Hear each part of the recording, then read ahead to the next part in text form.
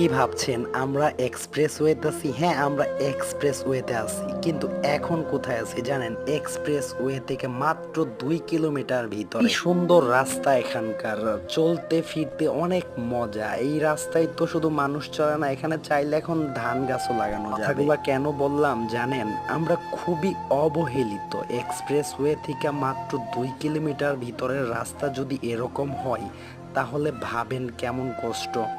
জানেন, এই রুট দিয়া প্রতিদিন 2 থেকে 3 হাজার মানুষ চলাফেরা করে। এই রাস্তা দিয়ে চলার সময় মানুষের যে কি পরিমাণ কষ্ট হয়, যারা চলে তারাই শুধুমাত্র জানে। রাস্তাটা হচ্ছে টাঙ্গাইল মির্জাপুর, গ্রামের নাম হচ্ছে উফুলকি, নদীর দক্ষিণ পার। যদি সম্ভব হয় ভিডিওটা ভাইরাল করে দিন। যারা প্রতিজ্ঞাবদ্ধ দেশের উন্নয়ন করবেন, তাদের কারো কাছে যদি ভিডিওটা পৌঁছায়, প্লিজ আমাদের জন্য কিছু করুন, আমাদেরকে উদ্ধার করুন।